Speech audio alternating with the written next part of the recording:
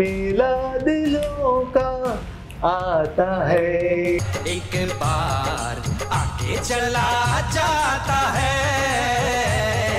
दी boss जो है वो बहुत बड़े एक्टर हैं, उनके साथ काम करें। सुदीप बड़ा एक्टर है, सुदीप बॉलीवुड भी करता है, यश भी है KGF, हाँ यश भी बहुत अच्छे एक्टर है। कन्नड़ा तो मैंने एक ऐप डाउनलोड किया है, वो ऐप में मैंने सब तैयारी करके रखी है। प्रीतिय कन्नडिगरे नानु निम्म प्रीतिय फैसल खान।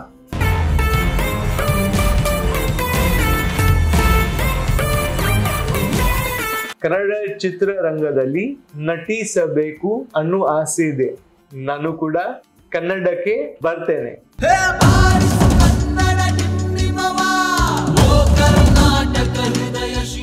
क्योंकि साउथ का जो मेकिंग है और डिसिप्लिन है वो मैं बहुत लाइक करता हूँ।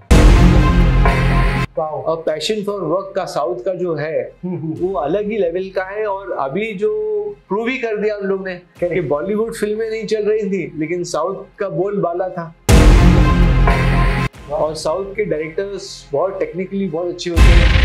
साउथ में जो एक बात होती है कि वो लोग इंडियन इमोशन से जुड़े होते हैं।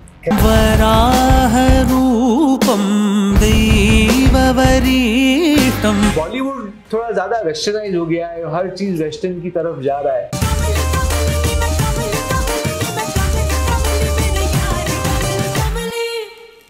मेरा प्रॉब्लम क्या है आपको एजाज भाई मैं बताता हूँ। मैं चमचागिरी नहीं कर सकता, पॉलिटिक्स नहीं खेलता, क्योंकि पॉलिटिक्स खेलो तो दिमाग बहुत चलता है, तो वो सब शायद मेरे चेहरे पे रिफ्लेक्ट भी हो रहा है।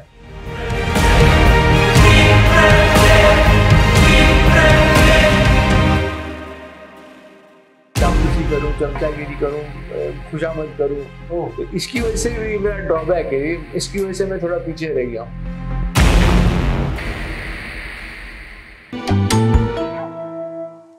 ಈ ಕಾರ್ಯಕ್ರಮದ ಪ್ರಾಯೋಜಕರು ರಫೀಕ್ ದರ್ಬಾರ್, ಸಮಾಜ ಸೇವಕರು, ಉದ್ಯಮಿ, ನಿರ್ಮಾಪಕರು.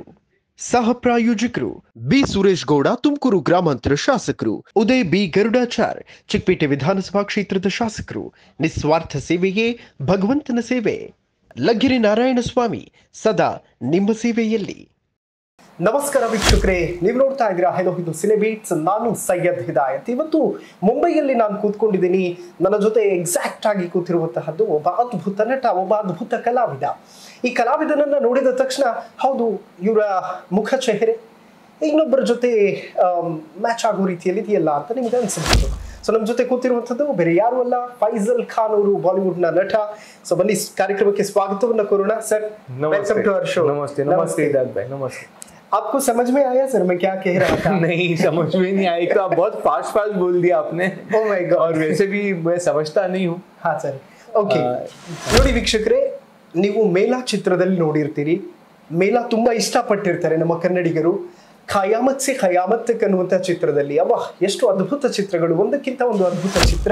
ಸೊ ನಮ್ಮ ಜೊತೆ ಕೂತಿರುವಂಥದ್ದು ಫೈಸಲ್ ಖಾನ್ ಅವರು. ಸರ್, जिंदगी क्या कुछ दिया है आपको, क्या कुछ ले लिया है आपसे? इंग्लिश में बात करें कि हिंदी में बात करें? तो जिंदगी ने तो बहुत कुछ सिखाया है। हाँ सर।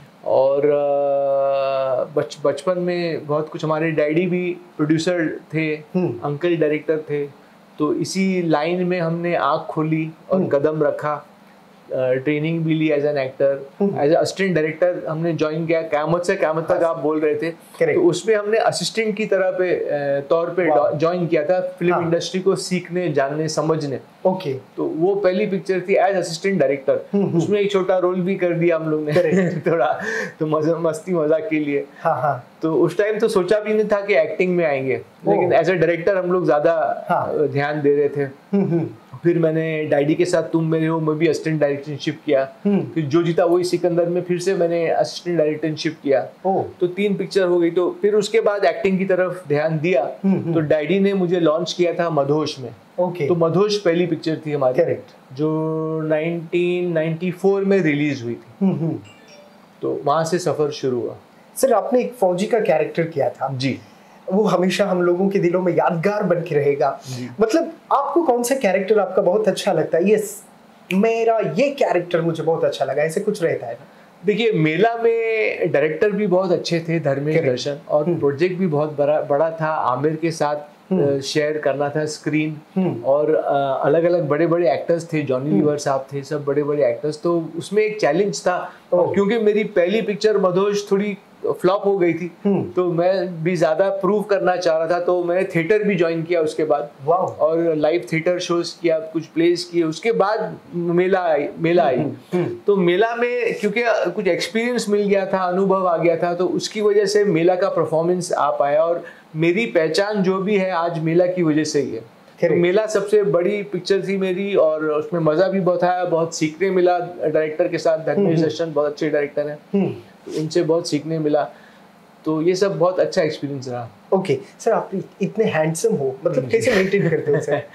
हाँ, मैं देखिए डाइट बहुत करता हूँ। हाँ सर। और मैं शराब नहीं पीता, मैं सिगरेट नहीं पीता, तो ये सब अच्छी आदतें हैं। और पॉलिटिक्स नहीं खेलता, तो क्योंकि पॉलिटिक्स खेलो तो दिमाग बहुत चलता है कि इसको क्या बोलूं, उसको क्या बोलूं। हाँ। तो वो सब मैं कुछ करता नहीं हूँ, चैन सुकून की जिंदगी जीता हूँ। तो वो सब शायद मेरे चेहरे पे रिफ्लेक्ट भी हो रहा है। Correct sir. इंसान को जिंदगी खुशी से और फिर सुकून से जीने के लिए क्या करना पड़ता है? सिंपल रहना पड़ता है, मतलब सिंपल नीड्स हो। हालांकि मैंने दोनों लाइफ देखी है। हमारे डैडी अच्छे बड़े नामचीन थे, डायरेक्ट हमारे चाचा जो थे उससे बड़े, नासिर साहब उससे बड़े डायरेक्टर थे, तो बहुत हम लोग ने बड़ा लाइफ भी देखा है और सिंपल लाइफ भी देख लिया। हमारे डैडी ने हमको बहुत स्ट्रिक्ट रखा है, तो बहुत स्ट्रिक्ट थे डैडी शुरू से। तो simple need, simple life, simple living थी। मतलब हमारे पास गाड़ी थी, लेकिन डैडी बोलते थे स्कूल चल के जाओ। हमारा तो ट्रेनिंग वैसे मिली है, मतलब डैडी स्ट्रिक्ट थे हर चीज में। डैडी ने बोला they should know the value of things. Correct. You know, सब चीज इतनी आसानी से नहीं मिलती है जिंदगी में, कभी कभी नहीं भी मिलती चीजें, तो उसके साथ कैसे जियो, उसके साथ कैसे डील करो। तो वो सब सिखाया था डैडी ने, मम्मी ने। तो ऐसे सिंपल लिविंग बेस्ट होता है। करेक्ट। और सिंपल चीजों में खुश होना बेस्ट रहता है। ओके सर, स्कूल में आप मतलब फर्स्ट बेंच स्टूडेंट थे या फिर कैसे सर पढ़ाई? नहीं, मैं लास्ट बेंच स्टूडेंट था। मैं स्टूडेंट मैं अच्छा नहीं था पढ़ाई, लेकिन जब मैं चाहता था पढ़ना तब मैं पढ़ लेता था। लेकिन बेसिकली मेरा एटीट्यूड थोड़ा लेड बैक था, तो इतना अच्छा स्टूडेंट नहीं रहा हूँ मैं। लेकिन जब चाहता था स्कोर करना तो स्कोर भी कर लेता था। वाह। तो ठीक ठाक रहा। पढ़ाई बहुत जरूरी होती है। I think education is very important for a person. Correct. And now I feel in life that नहीं, मुझे और भी सीरियसली लेना चाहिए था अपने एजुकेशन को, और भी सीखना चाहिए था। लेकिन सिर्फ आदमी सिर्फ एजुकेशन से नहीं सीखता है, बल्कि लाइफ भी काफी कुछ सिखा देती है। और हर दिन एक नया अनुभव होता है जिंदगी का। करेक्ट। तो वैसे जिंदगी जियो और सीखते ही रहो जिंदगी भर के लिए। तो जो भी फील्ड में हो सीखो, कुछ लोगों को मिलो, सीखो। और सीखते रहना ही जिंदगी है। Amazing sir. सिनेमा ने आपको क्या कुछ दिया है जी, और क्या कुछ वापस ले लिया है? सिनेमा ने मुझे सिर्फ अच्छी चीजें दी हैं। और मेरा एक पहचान जो बनी है, जो लोग पहचानते हैं मेला की वजह से, तो उससे एक पहचान बनी। फिर बाद में मैंने फैक्ट्री पिक्चर की और उसको मैंने डायरेक्ट भी किया था। तो factory will always remain very close to my heart. और एक मतलब एक डायरेक्शन में भी कदम रख के मैंने सोचा कि नहीं, यहाँ भी मैं फील्ड में भी ग्रो कर सकता हूँ। करेक्ट। तो आगे भी इंशाल्लाह डायरेक्शन में भी कुछ प्रोजेक्ट्स कोशिश की जा रही है। तो वहाँ भी आगे देखें कैसे कामयाबी मिलती है, क्या हासिल होती है। तो वो भी किया जाएगा। और कुछ स्क्रिप्ट्स भी लिखी थी मैंने लॉकडाउन में। अच्छा। तो लॉकडाउन का टाइम मेरा बहुत अच्छा गुजरा। मैंने बहुत लिखते गया स्क्रिप्ट्स। तो 2 साल लॉकडाउन रहा। तो पूरा मैंने जितना भी थॉट्स मेरे दिमाग में थे मैंने सब पेपर पे लिख लिया। तो गॉड विलिंग इंशाल्लाह कभी ऐसा वक्त आया, भगवान ने चाहा, तो हम आगे डायरेक्ट भी करेंगे और पिक्चर्स। तो उसमें भी कोशिश की जा रही है। और क्या कुछ लिया है मुझसे ज्यादा, एक्चुअली मैं इतना फेमस नहीं हो पाया हूँ एज अ फेम के लोग मुझे मॉब करें या क्या करें। तो मेरा फ्रीडम भी अभी तक मुझे मिला है। करेक्ट। मैं जब मिलता हूँ लोग मुझे अप्रिशिएट करते हैं, मुझे लाइक करते हैं। तो वो मुझे मिलते हैं बाहर, जब मैं जाता हूँ, कदम रखता हूँ दुनिया में, कुछ लेता हूँ, खरीदता हूँ दुकानों से या वहाँ। तो मुझे प्यार ही मिलता है लोगों से, और वो भी एक अच्छा ही मिला मेरा। कभी कभी क्या होता है, एक्टर अगर ज्यादा फेमस हो जाए तो उसको बाहर निकलना मुश्किल हो जाता है घर से। अब वो घर में ही बैठा रहता है, उसका फ्रीडम छिन जाता है। तो काफी लोगों का आपने बोला क्या लिया है क्या दिया है, तो नेम फेम दिया है मुझे, और मेरा फ्रीडम नहीं लिया है अभी तक। तो वो अच्छी बात है। अभी आगे चल के तो थोड़ा ज्यादा फेमस हो गई तो शायद फ्रीडम भी थोड़ा देना पड़ेगा, लेकिन देखिए क्या होता है। सर हम लोग बहुत सारी मूवीज आपसे एक्सपेक्ट कर रहे थे जी, लेकिन मतलब गिनी चुनी मूवीज आपने की थी। जी जी, मतलब आपका सेलेक्टिव लाइक इतना ही करूंगा, इतना ही काफी है, ऐसे कुछ था? नहीं, क्या हुआ ना एक्चुअली हिदायत भाई, क्या हुआ कि मेरी पहली पिक्चर मधोश नहीं चली, फिर मेला हालांकि बहुत बड़ी प्रोजेक्ट थी, करेक्ट, लेकिन बॉक्स ऑफिस में मेला भी नहीं चली। तो वो जो 2 फ्लॉप्स जो हुई, एक मेरी डैडी की प्रोडक्शन काफी ठीक ठाक प्रोडक्शन था, वो एक पिक्चर और एक मेला, तो उसकी वजह से मुझे ऑफर्स नहीं मिल रहे थे अच्छे, जो मैं चाहता एज बड़ा डायरेक्टर हो, बड़ा प्रोडक्शन हाउस हो। हाँ सर। तो मैं 6 महीना मैंने उस दौर में स्ट्रगल किया कि मैं जाके मिला ऑफिसेज में प्रोड्यूसर्स को, डायरेक्टर्स को कि काम दो, तो वो मिल नहीं रहा था। तो फिर मैंने सोचा कि अब क्या किया जाए यार, कितने अब अच्छा मैंने जो फिल्म इंडस्ट्री में एज एन एक्टर ज्वाइन किया तो थोड़ा लेट हो गया था। तो मैंने सोचा मेरी उम्र भी काफ़ी हो रही है, तो अगर काम नहीं मिला तो कब तक नहीं मिलेगा, कब तक रोकेंगे बड़े प्रोजेक्ट के लिए। करेक्ट। तो फिर मैंने कुछ छोटे प्रोजेक्ट्स उठाए और किया। उसमें बस्ती थी, बॉर्डर हिंदुस्तान का थी, जो आपने जो आर्मी का रोल था आपने जिक्र किया। फिर काबू थी, चांद बुझ गया थी, तो वो सब दुश्मनी करके पिक्चर थी, तो वो सब पिक्चरें की। कुछ पिक्चरें रिलीज हुई, बस्ती, काबू, बॉर्डर हिंदुस्तान का ये रिलीज हुई, और बस्ती और काबू तो थोड़ा प्रॉफिट्स भी कमा के दिया प्रोड्यूसर को, तो वो अच्छी बात थी। लेकिन जो मेरे प्रोड्यूसर्स थे वो उसका फायदा उठा नहीं पाए। फिल्म इंडस्ट्री में थोड़ा भी हिट हो तो बोलना पड़ता है अरे बहुत बड़ा हिट हो गया। वो दिखावे की लाइन है थोड़ी।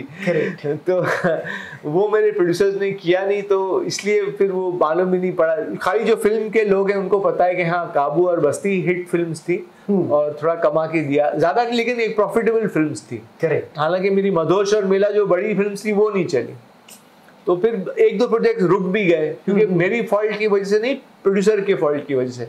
लेकिन उसका जो ब्रंट था, उसका जो मुझे सहना पड़ा कि पिक्चर रुक रही है इसकी। तो ये हो गया। फिर मैंने टेलीविजन सीरियल भी किया, एक टेली फिल्म भी किया, टेली सीरियल आंधी करके था जो जी टीवी पे आया था। हाँ सर। फिर धीरे धीरे काम रुक गया ऐसे कि कुछ फिल्म रुक गई, फिर कुछ अच्छी फिल्म नहीं आ रही थी, तो मैंने ब्रेक लिया। फिर बाद में चिनार दास्तान इश्क आई, तो वो 2015 में शायद रिलीज हुई थी, if I am not mistaken, 2015 या 16 में रिलीज हुई थी।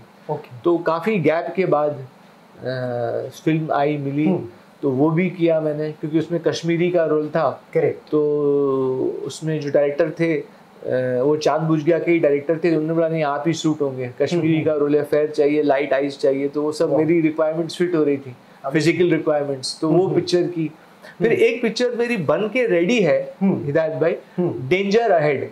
Danger ahead, okay. वो थ्रिलर है, वाओ। वो बन के रेडी है, लेकिन उसका बेचारा वो क्या हो गया कि पिक्चर शूट हो गई है पूरी, और उसका पोस्ट प्रोडक्शन में काम रुका हुआ है, वो डायरेक्टर गुजर गया।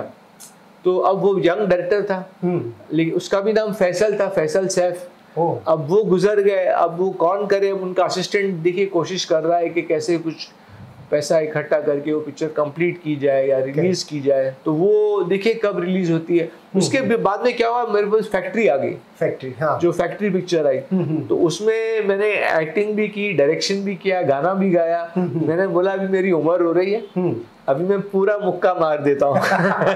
तो हर चीज कर लो उसमें। करेक्ट। तो पूरा मैंने एक्सपीरियंस जितना भी था मेरा इतने सालों का, as assistant, as actor, as theatre personality, as TV personality, और जो भी एक फिल्मी बैकग्राउंड में जो हम लोग एक एक्सपीरियंस लेके बैठे थे राइटिंग का, इसका सॉन्ग सिटिंग्स में डैडी के साथ बैठते थे, अंकल के साथ बैठ, पूरा मैंने उतार दिया अपना अनुभव, एक्सपीरियंस फैक्ट्री में।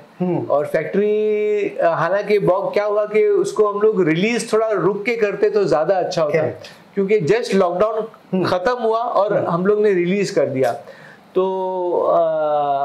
पब्लिक इतना थिएटर जा नहीं रही थी वापस, थोड़ा डरे हुए थे लोग बहुत सारे, तो उसका इफेक्ट फैक्ट्री पर हो गया। लेकिन अभी जो MX प्लेयर पर है फैक्ट्री, हाँ सर, और लोग देखते हैं, लोग मुझे मिलते भी हैं, लोग लाइक भी करते हैं, तो एक अच्छा लगता है दिल को कि काम को पसंद कर रहा है कोई। करेक्ट। एक मैं अपने फ्रेंड के बिल्डिंग में था, तो कुछ महीने पहले की बात है, साउथ अफ्रीका का एक कपल आया, तो वो मुझे आके सामने से बोले, मैं तो उनको जानता ही, उन्होंने बोला आपकी फैक्ट्री पिक्चर देखा, बहुत अच्छी लगी।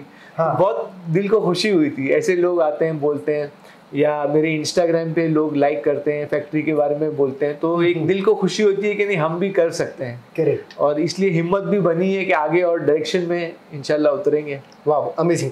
सर आपने साउथ में मूवी किया है जी, कनाडा में भी किया था आपने, वप्पंदा बोल के। जी जी। तो वो कुछ थोड़ा बहुत इधर उधर हो गया था मामला।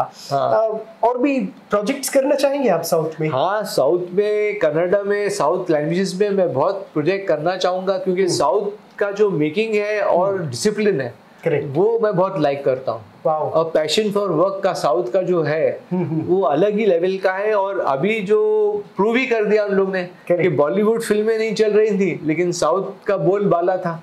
और साउथ के डायरेक्टर्स बहुत टेक्निकली बहुत अच्छे होते हैं, उनकी स्क्रिप्ट्स बहुत नई नई होती हैं। और समवेयर साउथ में जो एक बात होती है कि वो लोग इंडियन इमोशन से जुड़े होते हैं। करेक्ट। बॉलीवुड थोड़ा ज्यादा वेस्टर्नाइज हो गया है, हर चीज वेस्टर्न की तरफ जा रहा है, तो उसका मुझे बहुत पसंद है कि इंडियननेस से जुड़े हुए हैं, इंडियन कल्चर से जुड़े हुए हैं साउथ के लोग। करेक्ट। तो वो मुझे बहुत अच्छा लगता है और मैं जुड़ना चाहूंगा साउथ की पिक्चरों के साथ। उसके उनके एक्टर्स भी हैं बड़े बड़े, जैसे दर्शन डी बॉस, हाँ सर, डी बॉस जो है वो बहुत बड़े एक्टर हैं, उनके साथ काम करें। हाँ। या कोई अच्छे अच्छे प्रोजेक्ट करें। सुदीप बड़ा एक्टर है, सुदीप बॉलीवुड भी करता है। करेक्ट। तो वो भी काफी, तो ऐसे कुछ एक्टर्स मिले, ऐसे कोई प्रोजेक्ट्स मिले जहाँ इन लोग के साथ काम करने मिले तो मजा भी आएगा। और यश भी है, यश भी है, KGF, हाँ यश भी बहुत अच्छे एक्टर है। तो साउथ तो अलग अलग है। और कमला हसन और रजनी जी तो मेरे फेवरेट रहे हैं सालों से। तो कभी मुलाकात हुई थी सर इन लोगों से? नहीं, मुलाकात तो नहीं हुई है, रजनी जी सर से भी नहीं हुई और कमला हसन जी से भी नहीं हुई। लेकिन सदमा मेरी पिक्चर ऑल टाइम फेवरेट रही है। हाँ, जब मैं बचपन में कॉलेज के टाइम पे था तो I was a big fan of Kamal Haasan, I am yet I am. और साउथ वो गाना आज भी चलता है, सुरमई, हाँ सुरमई अखियों में, एक नन्ना मुन्ना सा एक सपना देखा रे। हाँ सर, वो म्यूजिक बहुत अच्छा था और पिक्चर भी बहुत अच्छी थी। श्रीदेवी कितनी महान कलाकार थी, उन्होंने तो बॉलीवुड में भी राज कर दिया। करेक्ट। सर वो दो लाइन हो जाए सर, सुरमई अखियों। सुरमई अखियों में नन्ना मुन्ना सा एक सपना दे जा रे, तारी रारो ओ रारी रो, ऐसा करके था। Correct sir. ವಾವ್, ಅಮೇಜಿಂಗ್ ನೋಡಿ, ಅವರ ಧ್ವನಿ ಕೂಡ ಎಷ್ಟು ಅದ್ಭುತವಾಗಿದೆ. ಹಾಡುವಂಥದ್ದಿದೆಯಲ್ಲ, ಅದು ಭಾವನೆಗಳನ್ನ ತುಂಬಿ ಹಾಡಿದಾಗ ಅದ್ಭುತವಾಗಿ ಕಾಣುತ್ತೆ. ವೆಲ್, कन्नड़ा में कुछ कहना चाहेंगे सर आप कन्नड़ा ऑडियंस? कन्नड़ा तो मैंने एक ऐप डाउनलोड किया है। हाँ सर। वो ऐप में मैंने सब तैयारी करके रखी है। वो अलग अलग लैंग्वेजेस का ऐप है। ओके। तो मैं तो तैयार बैठा हूँ कि कोई आए डायरेक्टर प्रोड्यूसर और मैं ये लैंग्वेज सीखूं, उसके डायलॉग सीखूं और बोलूं और करूं पिक्चर। तो ऐसे मैंने काफी अलग अलग इंडिया में भाषा होते हैं, बहुत वेरी रिच इन कल्चर। तो मैंने काफी ये सब डाउनलोड करके तैयारी में बैठा हूँ कि ये यहाँ से आया तो ये भाषा, यहाँ से इंडिया से आया तो ये भाषा, सब मैंने रेडी करके रखा है। वाह ನೋಡಿ, ಆಪ್ ಕೂಡ ರೆಡಿ ಇದೆಯಂತೆ. ಡೈರೆಕ್ಟರ್ಸ್ ಮತ್ತು ಪ್ರೊಡ್ಯೂಸರ್ಸ್ ಮನ್ಸ್ ಮಾಡಬೇಕಷ್ಟೇ. ಯಾಕೆಂತಂದ್ರೆ ಅವರ ಚಿತ್ರಗಳನ್ನು ನಾವು ನೋಡಿ ಬೆಳೆದಿದ್ದೀವಿ. ಮೇಲ ಬಾಬಾ ನಾವು ಸ್ಕೂಲಲ್ಲಿ ಇದ್ದಾಗ ಎಷ್ಟು ಬಾರಿ ನೋಡಿದೀವೋ ನಮಗೆ ನೆನಪಿಲ್ಲ ಅದು. समझे सर आप क्या बोला मैं? नहीं, कुछ मेला के बारे में आपने कहा। मैंने कहा कि स्कूल में आप बचपन में देखा था आपने? बहुत बार हमारी स्कूल में ना, बीदर बोल के एक डिस्ट्रिक्ट है कर्नाटका में, बीदर से बच्चे आते थे पढ़ने के लिए। वो सब बोलते थे मेला मूवी क्या जबरदस्त मूवी। मतलब कर्नाटका में भी लोग आपको चाहते हैं। जी जी, थैंक यू सो मच। नहीं, चाहेंगे और हमको भगवान ने चाहा, ऊपर वाले ने चाहा, अल्लाह ने चाहा तो वहाँ काम भी करेंगे और भी दिल जीतेंगे लोगों का और कोशिश करेंगे कि एंटरटेन करें ज्यादा से ज्यादा लोगों को दुनिया में। Wow amazing. और- सर कन्नड़ा में कुछ ट्राई करेंगे आप? कुछ आप कहना बोलिए चाहेंगे कुछ, कन्नड़ा ऑडियंस आप को? मुझे कुछ बोलिए तो मैं अच्छा, repeat- आप क्या बोलना चाहेंगे कन्नड़ा ऑडियंस को, कन्नड़ा डायरेक्टर्स को, कन्नड़ा हीरोज को? कुछ भी एक लाइन भी बोल दीजिए, मैं बोल के दूंगा आपको। I love Kannada industry. Okay चलिए। प्रीतिಯ ಕನ್ನಡಿಗರೇ, ಪ್ರೀತಿಯ ಕನ್ನಡಿಗೆ, ಕನ್ನಡಿಗರೇ, ಕನ್ನಡಿಗರೇ, हाँ, ಪ್ರೀತಿಯ ಕನ್ನಡಿಗರೇ, ಪ್ರೀತಿಯ ಕನ್ನಡಿಗರೇ, ನಾನು ನಿಮ್ಮ ಪ್ರೀತಿಯ ನಾನು ನಿಮ್ಮ ಪ್ರೀತಿಯ ಫೈಸಲ್ ಖಾನ್. ಫೈಸಲ್ ಖಾನ್.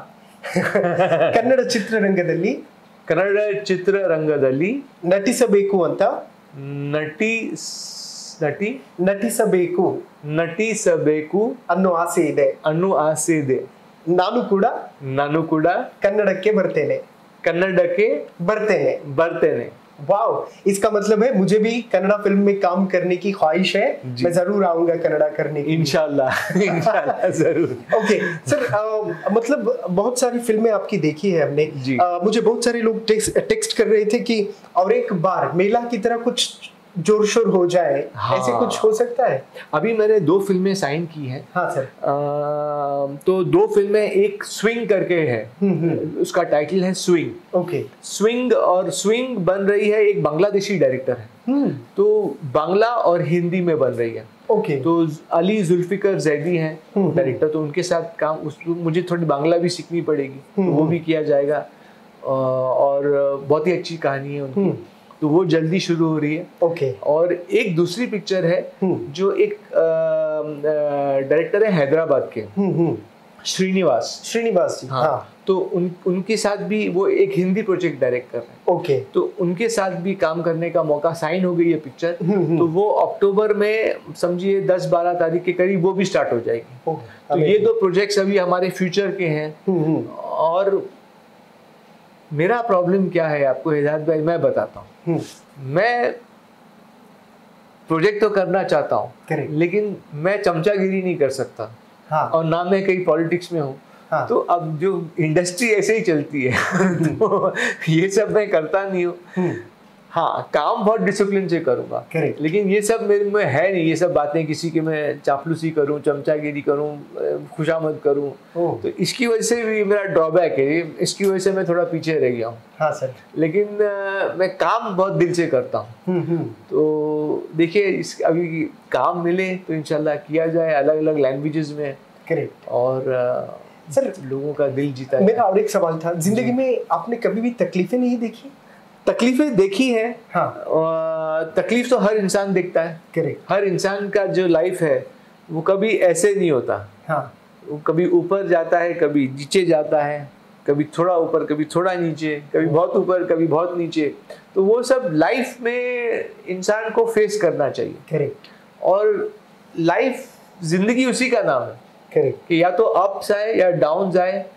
अपना दिमाग कूल रखो, काम रखो, और हर सिचुएशन को फेस करना सीखो with a smile and with bravely and courageously. Sir, that is life. अगर जिंदगी में आपको कोई भी मुश्किल तकलीफ है तो आप किसके साथ शेयर करते हो? कौन खड़ा होता है आपके साथ?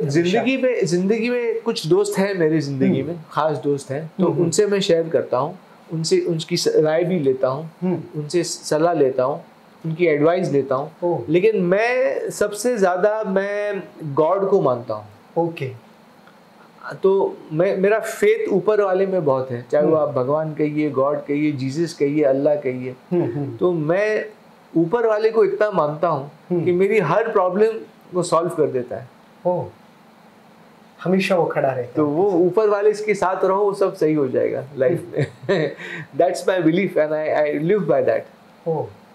मतलब कभी भी आपको सर ये मेरे साथ रहना चाहिए था, ये मेरे साथ रहना चाहिए नहीं, नो रिग्रेट्स. हाँ. I have no regrets in life.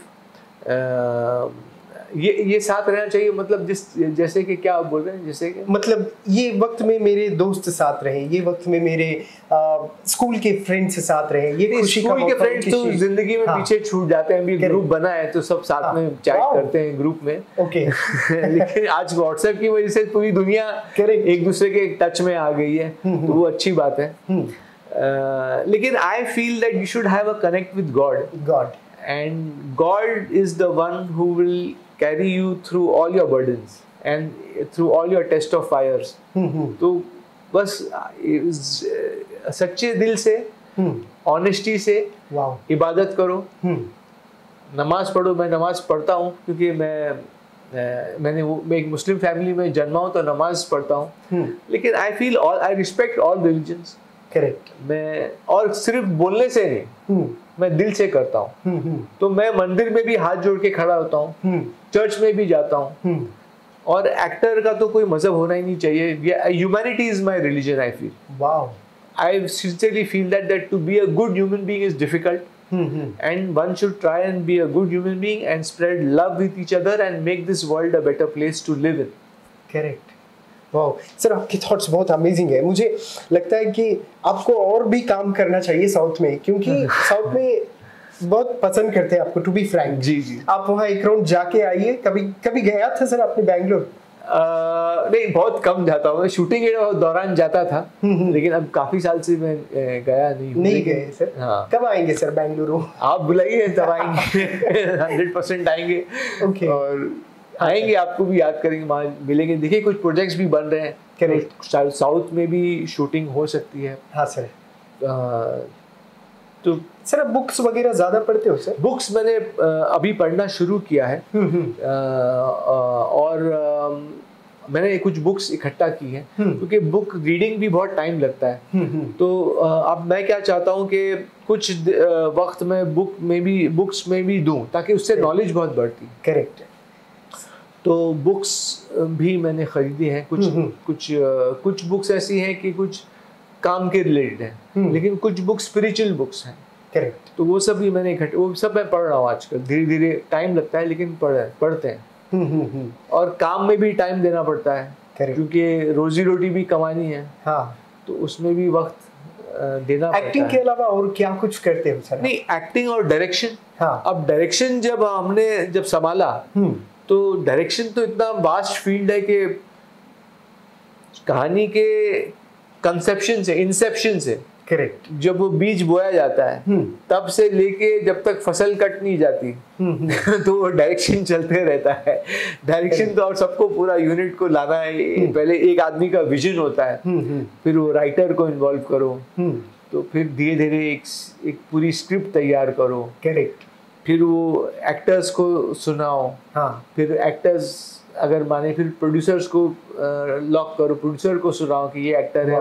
फिर वो एक्टर्स आए, फिर प्रोड्यूसर ज्वाइन होएगा। फिर आप पूरी कैमरामैन, पूरी टीम को इकट्ठा करो, फिर लोकेशंस ढूंढो। तो इतना काम बहुत होता है पिक्चर बनाने में। वाओ, बहुत डीप होता है। तो पूरा डायरेक्शन के ऊपर, डायरेक्टर के ऊपर ही हर चीज होती है। करेक्ट। तो डायरेक्टर को तो 1000% इन्वॉल्व होना पड़ता है कोई भी प्रोजेक्ट में।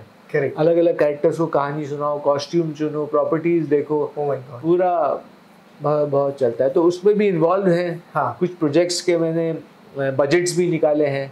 कुछ टेंटेटिव स्टारकास्ट भी मैं कुछ कोशिश कर रहा हूँ सुनाने लोगों को। ओके। तो ये सब भी चल रहा है साथ में। सर साउथ का अपडेट्स देखते रहते हो आप? साउथ का मैंने जो पुष्पा पिक्चर आई थी, अल्लू अर्जुन, क्या लोग वहाँ तो बहुत धमाल। पुष्पा मैंने देखा, सीटी मारा थिएटर में। वाओ। थिएटर में देखा मैंने। कभी डायलॉग बोला टग्गे? हाँ, वो एक इंटरव्यू में वो डायलॉग भी बोला था, टग्गे दे ले, आई एम नॉट झुकेगा नहीं। हाँ, झुकेगा नहीं होता ना उसका। Correct. I am not a flower, I am fire.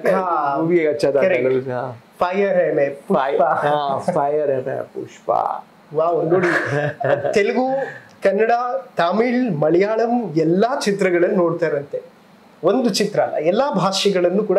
भाई सर सब सिनेमा देखते हो आप? सब मैं कोशिश। अच्छा, आजकल क्या हो गया है, ओटीटी आ गया है। हाँ सर। तो ओटीटी की वजह से मैं और भी देखने लगा हूँ डिफरेंट। अच्छा, कुछ साउथ काफी एक्टर साउथ के भी हिंदी करते हैं। करेक्ट। तो वो सब देखने मिल रहा है और सीखने मिल रहा है। करेक्ट। तो जो मैं देखता भी हूँ, मैं सीखता हूँ उससे ज्यादा कि कैसी आजकल कहानियां चल रही हैं, क्या ट्रेंड चल रहा है।